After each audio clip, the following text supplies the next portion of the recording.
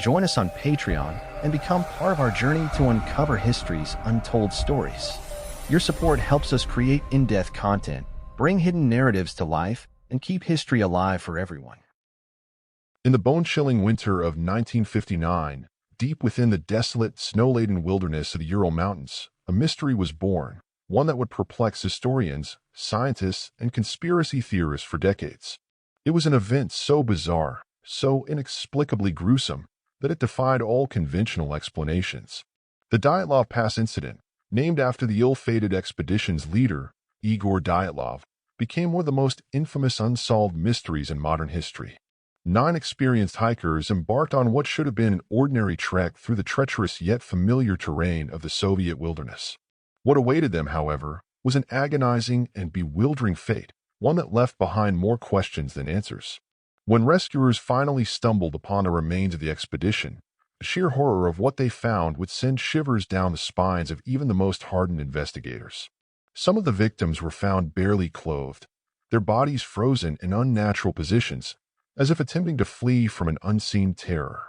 Others had suffered catastrophic injuries, a crushed skull, broken ribs, a missing tongue, all with no apparent external force strong enough to inflict such damage. Strangest of all, radiation traces were detected on some of their clothing, adding yet another inexplicable layer to an already confounding mystery. Was it an avalanche that took their lives? A secret military experiment gone horribly wrong? An encounter with something beyond the realm of human understanding? Theories abound, but the truth remains elusive. Decades later, the Dyatlov Pass Incident continues to haunt the annals of history, whispering its chilling tale to those who dare to listen. What truly happened in that frozen abyss, and what unseen force drove these 9 hikers to their terrifying demise? The search for answers begins. In the months leading up to January 1959, Igor Dyatlov, a 23-year-old engineering student at the Ural Polytechnic Institute, meticulously planned an expedition that would test the endurance and skill of its participants. The goal was to reach a Torton, a peak in the northern Ural Mountains, and return safely. The trek, classified as a Category 3, the most difficult level of Soviet skiing expeditions, was not for the faint-hearted. However, the group was composed of seasoned hikers, most of whom had extensive experience in similar conditions. The team, consisting of 8 men and 2 women, set off on January 23rd, traveling by train, truck, and eventually on foot, trudging through thick snow and freezing temperatures. Their spirits were high, and their journal entries and photographs from the early days of the trip depicted a group brimming with enthusiasm and camaraderie.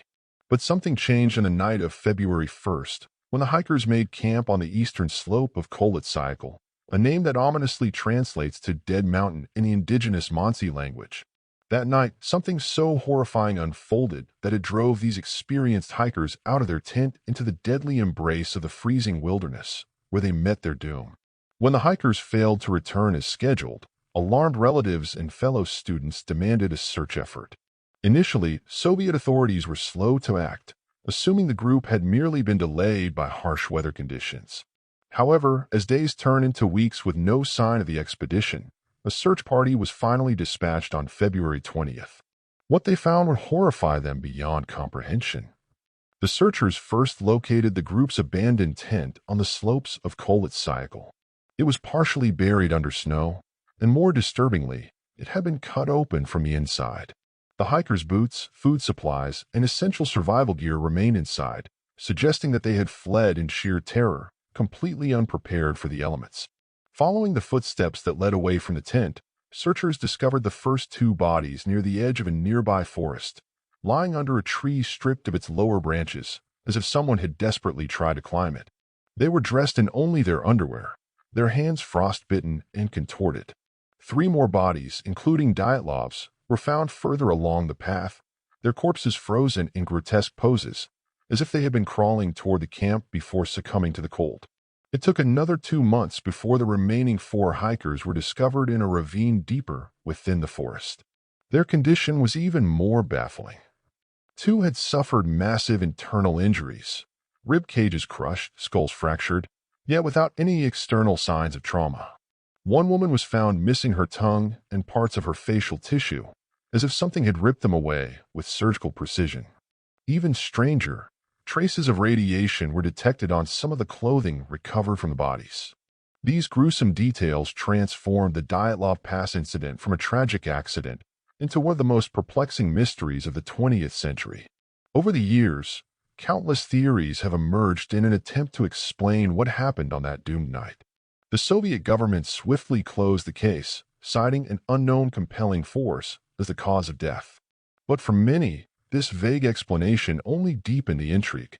Some believe the hikers fell victim to a military experiment gone wrong, perhaps stumbling upon a secret weapons test that led to their unnatural injuries and erratic behavior.